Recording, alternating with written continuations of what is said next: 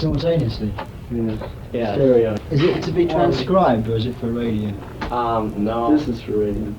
Okay, I guess we'll start off. Has Genesis realized its 1974 goal of becoming a rich and famous band? No. I don't think we're going to realise that for a long time. Because we worked ourselves into a financial state that wasn't a very good one over a period of 3 years. The previous 3 years to this, 3 or 4 years in fact. So we're constantly having to pay off the things we had to buy initially, like equipment, you know. And of course the equipment is paid off. I mean, as we've got more and more and more, and got more sophisticated equipment, so the expense has gone up. So we don't actually, we exist, we make, I mean, we don't either run a loss or a profit. I mean, you know, money's constantly turning over. We just get paid a retainer. So I mean, as far as we realize, our goal in 1969 was to make money, and our goal in 1970, and you know, since then, one tries, but we usually get ambitious. We usually get ambitious when it comes around to designing what we're going to be doing. So that usually takes whatever's in the pocket out of the pocket. Your albums first saw success in such countries as Italy and Belgium, some of those European countries, and not in Britain and the United States. Would you have any explanation for that? Well, mainly they didn't take off here because we hadn't been here. I mean, we didn't reach America till this time Christmas before last. Mm-hmm. That was the first time we made it. We toured Belgium and we toured Italy very early on, about 3 years ago maybe, and they took us straight away. I don't know why. Italy probably took us because we got classical overtones and there's melody and there's romance in some of the songs. Well, there was at that time. There's more romance with the Nursery Crime album than possibly now. But I think they got into that, and I don't know. I mean, places like Belgium and parts of France are very good for us now. Germany's beginning to take on a bit. Germany's a very hard thing for us to crack because it's a very big record market, and we couldn't go in with another band, so we have to do it like we do it here. We're playing the smaller places, gradually getting bigger. Mm-hmm. And in England, the albums have done consistently well.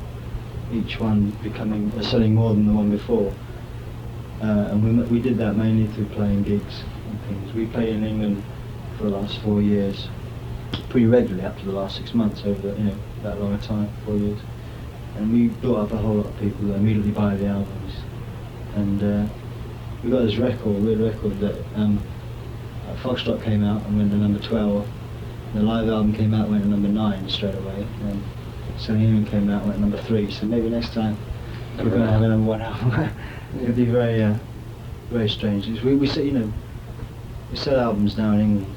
Well, we've got a single out in England which is supposed to be doing well too, which is unusual for us because we're not usually a singles band. People don't usually listen to our singles. We've ignored them for the last 2 or 3 years. Yeah, I was wondering about that single because that's I Know What I Like, right? Yeah. And the B-side of that is Twilight Alehouse. Where does that come from? Well, Twilight Alehouse is there's parts of Twilight Alehouse to be heard on Genesis to Revelation. I don't know if you heard that album, but each song has a link, a musical link, and one of them is Twilight Alehouse, or a part of Twilight Alehouse. And we used to do it on stage. It was a very, very popular stage number, and people wanted us to record it all the way through all the albums, and we kept coming up with new material, so we didn't really want to do the old stuff. But it came to the point when we were doing Foxtrot that we thought we'd put it down and just keep it by and maybe even use it for that album. But as usual, we came up with more new material, so it got forgotten. Anyway, when it came to selling in England, we were doing a tour, and we figured that it'd be nice. We were building up a program to give out to people, or to sell basically. But I mean, it had a whole lot of stickers and makeup things. Makeup boxes. And we put this flimsy record, which is those the flappy ones. We made one of Twilight Alehouse because during the mixing and selling, we had mixed Twilight Alehouse. So it was an old track, recorded at Foxtrot and mixed to Sunny England. And we don't ever do it now because it's much too old. We've got so much material we want to play. It's newer. You don't like your old stuff, or? Yeah, oh sure, we love it, but you can't go on stage and really play for 4 hours when the music is so complicated. I mean, you know, I think Yes might have found that maybe a problem because they've been doing a long show, I believe. And their music, especially now, is much more complex and it's much harder to take it in. So I think a long show, although people would say, oh yeah, 4 hours Genesis now, get into that. I think it'd be much too much. You know? I think 2 hours you sit on your ass watching a band is enough. So consequently, you know, because we play this material consistently between albums, we like to inject new material in as soon as possible, and that we try and keep the best of the old material. I personally would like to do all the Trespass stuff on stage because I think we could give it a new breath of fresh air now. But it's getting down. If there's time to rehearse that, there's time to write new material. So you forget about that and you go on to the new stuff. And so it goes on. Do you think you're ever going to get Twilight Alehouse on an album? No, that's... I'm sure you're just going to put it out on that... It's out, I mean, it was with the programme for like English tour, I mean, 6 months ago. It's on the B-side or not, right? So that's another way that people can go with it. And for us, it is no more. Maybe when we do a concert in London, we were going to do one at one time in London, and have two halves. Us doing our old stuff, all old material rearranged, without any stage set lights or anything.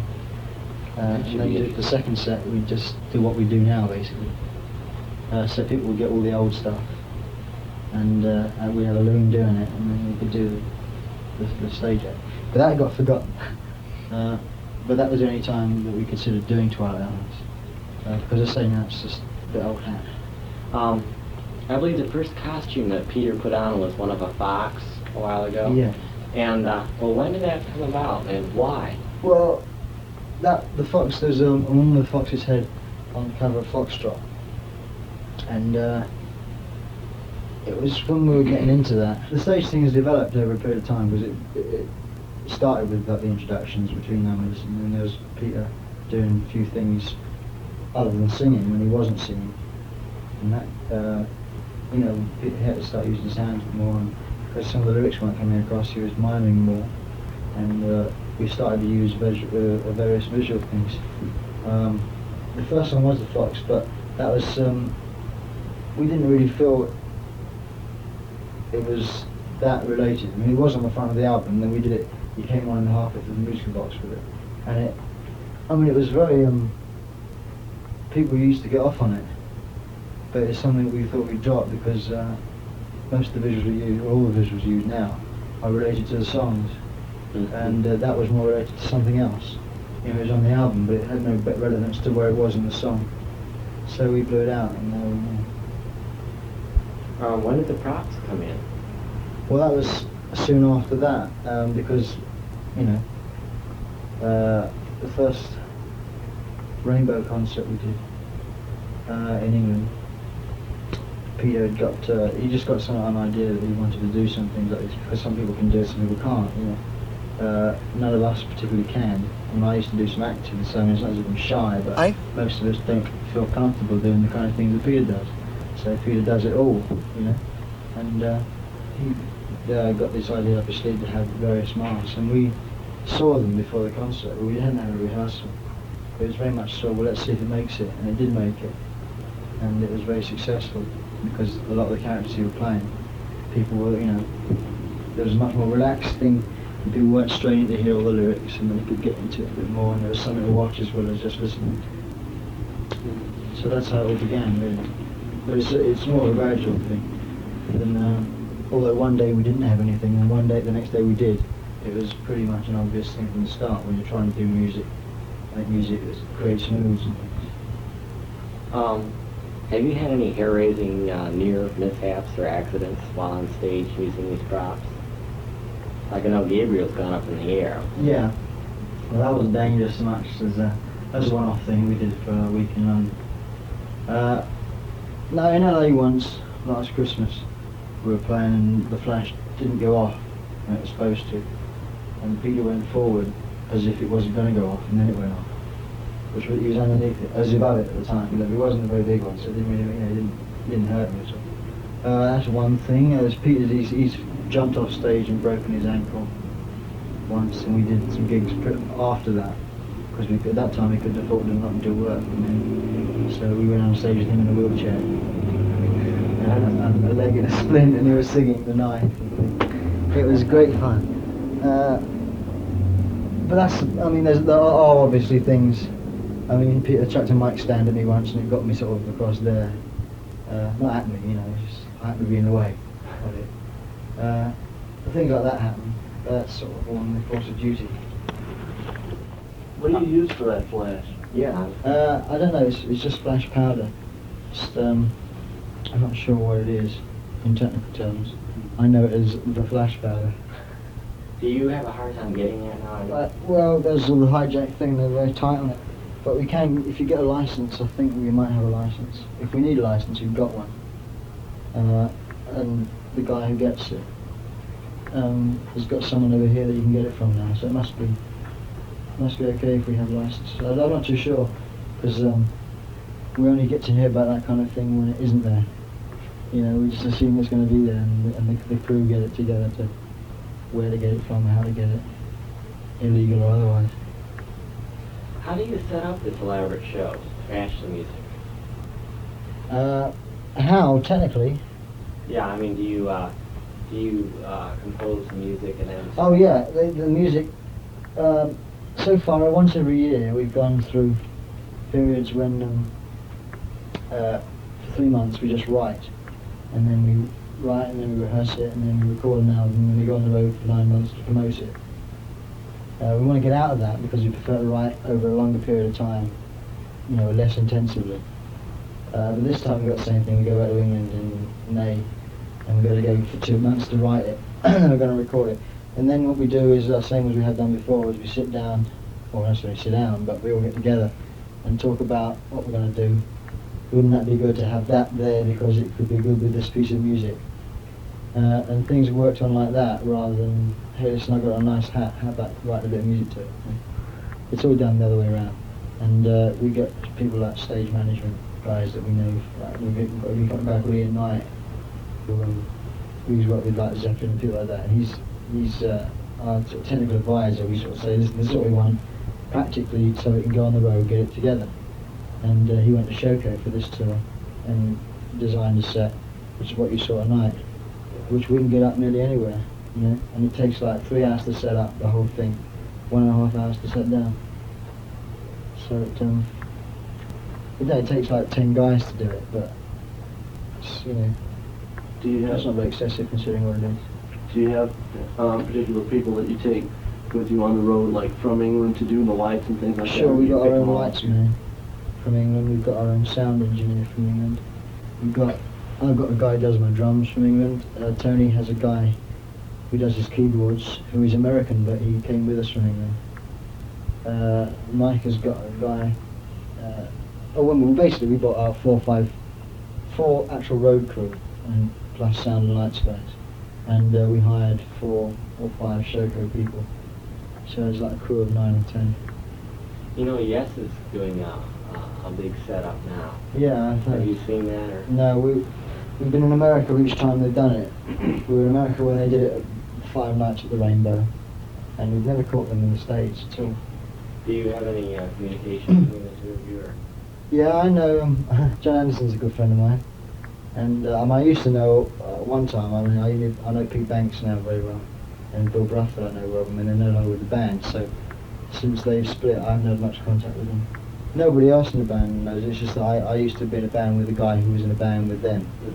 One of those scenes. And there's a whole lot of ex-Crimson people, Yes people, ex-Yes people, and us, and Focus. They're all sort of like that all the time. The LP, everyone sort of keeps crossing paths, but you don't get much time to. We don't meet many bands on the road, so all we do is like when you get in London, if you want to ring someone up, you might ring them up. That doesn't happen very often. Do you always, when you go on the road, Are you always the only band playing, or do you sometimes have one? No, we sometimes have someone else first, like an acoustic artist or something. John Martin would be nice. Pete and I are quite into John Martin. But, I mean, sometimes we have a guy called Peter Hamill who's in the band with Off Generator. He's going to be with us in Canada. I say, he's going to be with us in Canada. Hope you can hear me over all this racket. In England, we played with a guy called Ron Geeson. He's a Scotch fellow. He works with the Floyd a bit. How's the writing situation? Well, everyone comes in with their own little pieces and we all get together and argue about it and chop it around and things get forgotten, things get changed, dropped, and that's how it happens. Same with lyrics. Is it the kind of thing where, like, you all come in with, like, a little bit of a musical idea and you'll kind of knock it around and see how you can fit it? Yeah, I mean, for instance, the end of the cinema show, right? The instrumental section, that was that just stemmed from a rhythm that Mike had. We just jammed on it and that came out. 9/8 was the same, the Supper's Ready was similar. We had a bum session one day and Peter went upstairs and came down with Most of the Moonlit Night. You know, I mean, it's things like that. You know what I mean? And they can happen. There's no set rule. As soon as you start sort of expecting things and setting situations, you work to a timetable and it just becomes impossible to get something that you think is worthwhile out. Whose idea mostly was more gloomy? Well, that was the idea of doing that was so that we'd all have a little. We figured if we could do longer concerts, we could all do maybe a little solo thing or something other than the five of us on stage all the time. And I was the only one that got anything together. As it happened, Mike came to me. He got some chords that he wanted me to sing too, and then we dropped that one. And he came in with that other one, which didn't have any lyrics. So I wrote some lyrics to it. We just sat on the stairs. The studio we were recording in when someone else was doing something downstairs, and we just go upstairs and sort of hum about and write and sing, and it came about like that really. I guess we've been hitting around it, but could we outline the method you used for composing a song like the Dancing with the Moonlit Night? Well, yeah, basically we touched on it. I mean, that's one person would come in, or two people, or an idea in someone's head, not even a musical idea that people have had, and you just try and do it. And we will knock it around until the five of us are satisfied. And like something like I Know What I Like was based on the cover for the album. Had you seen that and then said, we want to use that for our album cover? Or? Yeah, we saw it in an exhibition. And Peter saw it first, then he took Mike and Tony and I went along with Steve and five of us went together. And we said, yeah, fine. We got in touch with the artist and we bought the painting. And she changed a few things and added a few things. And she painted it as opposed to it being a drawing before. She watercoloured it. And Peter wrote the lyrics, I Know What I Like, around based on the cover. But a lot of Peter's lyrics, we don't go around asking and talking about what lyrics mean. We just sort of, the lyrics are there, the words are nice. I mean, the people who write it do, But I mean, like if someone says, what does I Know What I Like mean? I couldn't actually tell them what it means apart from telling you the words and what I get out of it.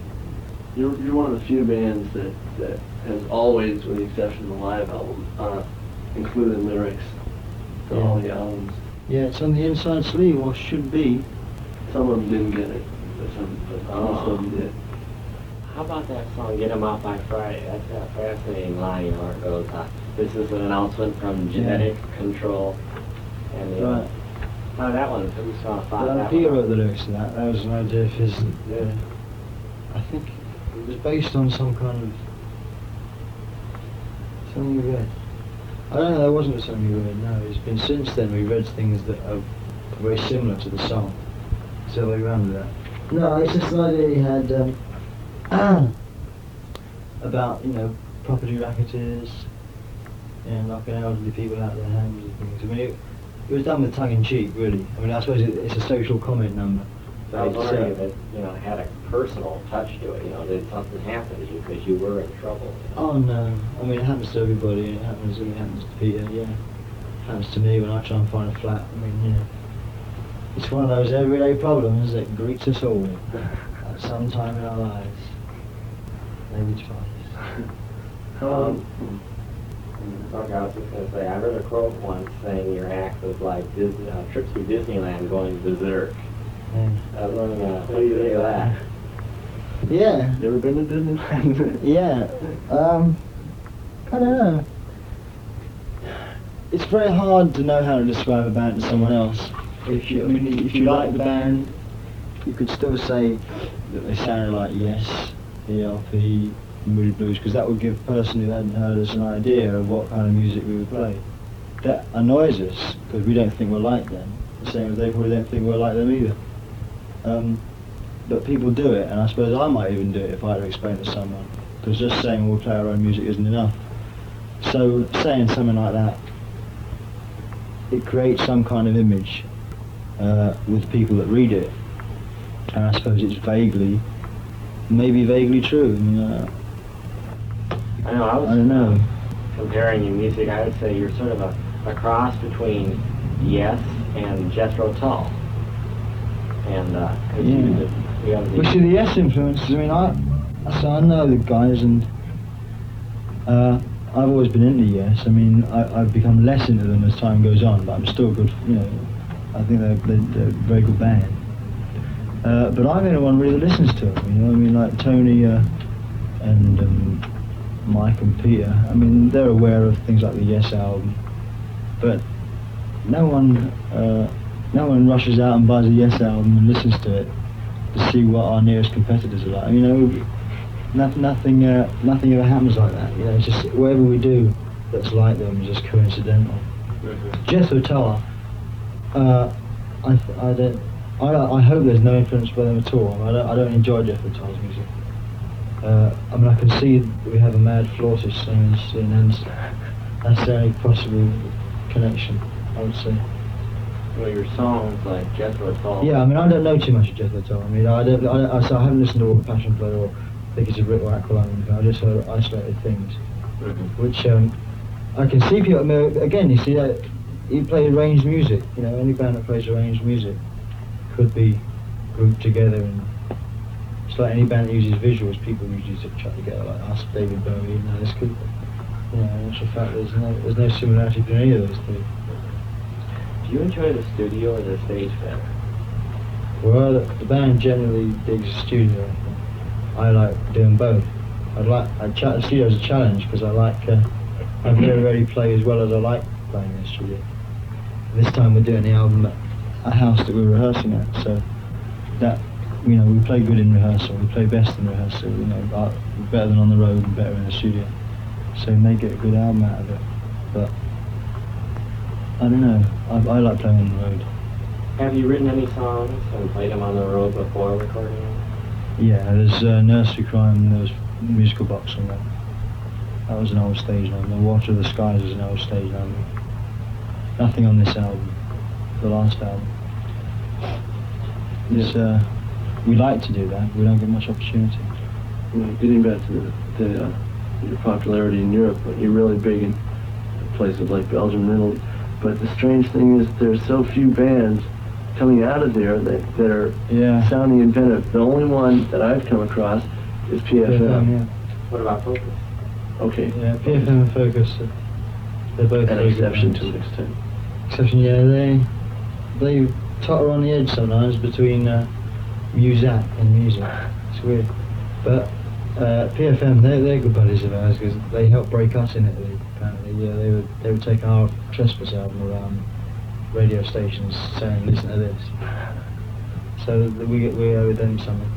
They're nice people, and they were better, I felt, before they did the Manticore thing. They did an album which I've got, an Italian album, which is really nice. Yeah. And Celebration, which is Celebration, the album, I don't think is good. They become very fragmented. Before they had a bit more. Pete Sinfield did the lyrics, the English lyrics. What does PFM stand for? Premiata Foneria Marconi, which is the first Italian baker or something. Oh. Something like that. Have you been playing a lot of single gigs lately? You know, was you alone on stage without any other warm-up bands? Yeah, most of them. All of them. What bands have you enjoyed playing with? Or what Well, we haven't played with many. I mean, we've played a lot in England, but over here it's just Lou Reed and It's a Beautiful Day. Richie Havens we played with. That's about it. Do you find his music matching yours, or can you compliment? Well, no, Richie Havens I think can get by with anybody, because he's the kind of thing that you can get into whether you like him or not. Well, I like him, I'm a great fan of his. But that particular concert was a bum, and that was in Chicago, and it was him and us and 10 other bands. You know, it was like an all-day thing. And so that was bad for us. Lou Reed's audience is now our audience. We found out to our peril. It's a Beautiful Day audience was nice, but that was in Cleveland. And that is now a strong area for us. So maybe they were our fans in the first place. I don't know, but you know, their fans didn't seem dissimilar to ours. Yeah. How long have you been doing Battle of Epping Forest on stage? Since the album. We We didn't do it regularly, that's the thing. Yeah. We put it in and take it out some nights. Because a friend of mine saw you in Fort Wayne in December, and you didn't do that. It's one of those numbers. Well, sometimes when you play with other people or you have a time hassle with a gig, you just play a short set. So that's usually the number that goes. What directions do you see the material in the next album taking? I don't see what direction. Someone criticised us the other day for not having a direction, which I don't think is necessarily an important thing, you know. I mean, we know the kind of things we will do, roughly, because we know how we write together, you know, but I mean, things come out differently with each album, hopefully, anyway. So as to what it will be about, or what it will feature, or how the next stage act will fare, no one really knows, you know, until we actually get in there and start playing together. We might all fall apart, you know, we might get in there and sort of decide that we can't ever play with each other again, you know, or we might come out with sort of a great album, you never really know. And we might work to a concept, a very loose concept, so as to avoid pretension. But it's the kind of thing we talk, and we've got another 4 or 5 weeks before we have to think about it, in terms of actually sitting down and writing it. And we've been rushed in the past, so if we're rushed again, it doesn't really make any difference. You know, we just do it as it comes out. Do you have any ideas yet that you just... Yeah, there are musical ideas, sure. And Peter probably has got some lyrical ideas or stories that he'd like to use, based songs upon. I mean, I've got a lot of, I now want to get into a lot more time signatures. I'd like to get us a little bit more funky and a bit looser. You know, there's things, I mean, even as outside the music, you know, in terms of specific musical ideas. Those kind of things, I mean, that's going on in everybody's head all the time. And they've all written bits at home that come in with each other to play. So there's enough to work on, and it's all, you know, it's all waiting to come out. It's just that actually when it comes out, it gets changed. When we change things, it might get changed by what I put on it, and Peter's will get changed by what Mike's put on it, you know. So it just changes all the time. So you can never tell. I mean, Supper's Ready was basically not an accident, but I mean, we never really knew what it was going to sound like as a one piece mixed until we mixed it, which was after we recorded it. You know, it was just, and it just happened to work. Did it sound the way you thought it would? Sure, it sounded better than we hoped it would. Rock seems to appeal to primarily to the young people. And older people, like when I ask them, say things like, there might be something there, but I don't hear any melody, I don't hear any harmony, it's all so loud. You know, Yeah. all they hear is discord.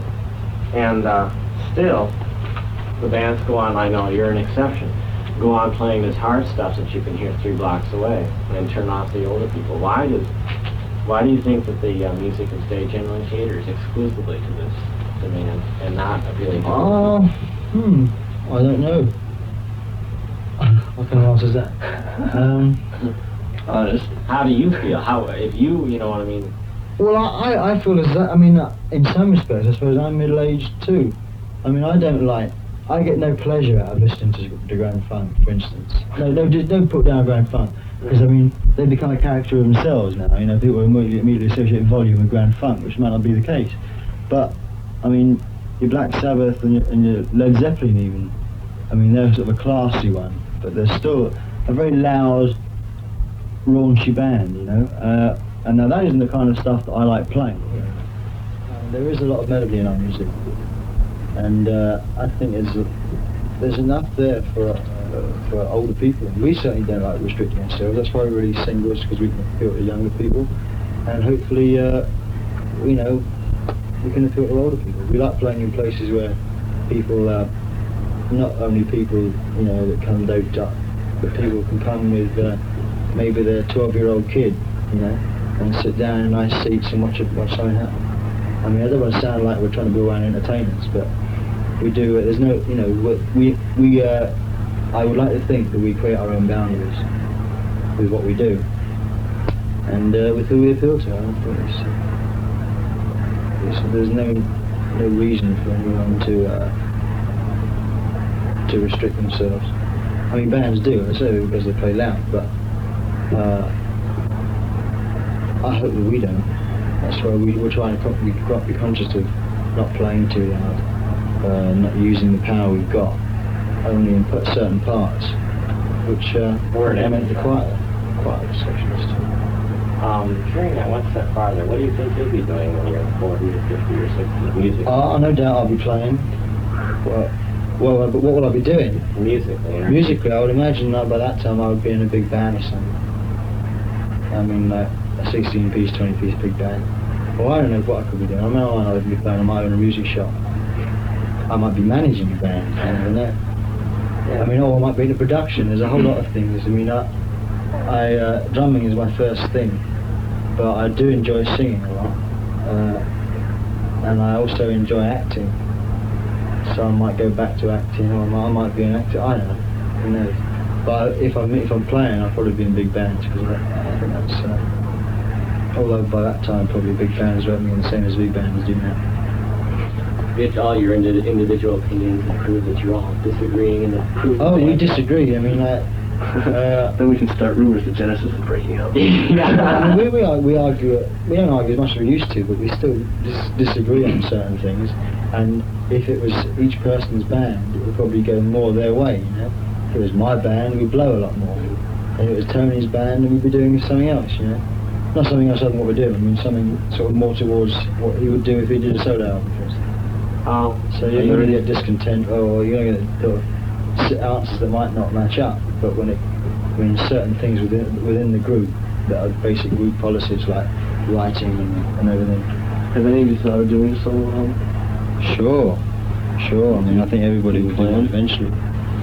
I always think of what I'm going to be doing. I'd have one side maybe musical, as opposed to the other side where I'd like to do some songs. I mean, just like very loose ideas, and everyone just thinks of solo albums. But I mean, the band comes first. But I mean, the more opportunity you get to record and your own work, then why not? I hear there was an argument just before the you went on stage. Is there anything you'd like to mention? Argument? Yeah, that's what I heard from the promoters, that you were having, at least when one person was in there, Peter was arguing with everyone else quite loudly. When you were before the show? Yeah. Before the show, well, Peter was changing downstairs before the show, you see. Or before that. When was the time you were all together before the gig? In the sound check, maybe, I don't know. I mean, if that's the kind of arguing people think is arguing, then that's nothing. I mean, we don't resort to fights, but we've been close. But you do, I mean, Christ, you get 5 people who are totally different, thrust together in buses, trains, planes, cars, hotels, then on stage for 9 weeks like we have. Any band, I mean, you need time when you don't see each other. You need time when, when you just want to be by yourself. Or you get times when you get people irritate you. I mean, we've got a great understanding now. We used to be a lot heavier with each other. Just because we didn't really understand each other. I mean, as the albums go on, the better we write together, because the more we're understanding each other and the more know how to get the best out of somebody else. And how long did it take him to get used to the new member, you? Oh, well, I'm not the new member, Steve's the new member. Well, Steve's been okay. with the band 3.5 years, and I've been with the band 4 years, and I'm still referred to as the new member. It's weird people do that. Even the band do that sometimes. I mean, it's like the last person to join is the new member. But no, Steve was the last to join. Well, how long did it take you to get used to it? Well, Sort of fit in with Nursery the Crime songwriting. was the first time we wrote together, and like some things made it, some things didn't. Even now, I mean, we're still finding things out about each other that we don't know, you know. So maybe it takes forever.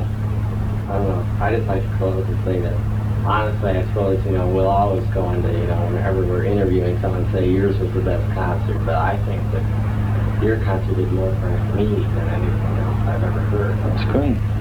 It's very nice. I really enjoyed, rather than sitting there hoping I'll still have my hearing by the time Yeah, the concert stuff. Yeah, well, And I'm the listening to it melody. back now and see how good it was. It always sounds better when we listen to it back than it does when we're playing it. Any plans for another live album? Or to have this one released in America? Oh, this one's coming out in a month. Is it? The live one, yeah. It's out on import now. Yeah. Yeah, I've seen it. It's got a big picture of Gabriel, one of those. Sure, yeah. It's the stuff is really out for it. Yeah. But, I don't know, you know, like, we didn't really want that live album out. It came out, and we were proved wrong by not wanting it out, you know what I mean? Yeah. It was definitely an advantage to have it out. Okay. Yeah, sure, the record boss's idea, and he got it right.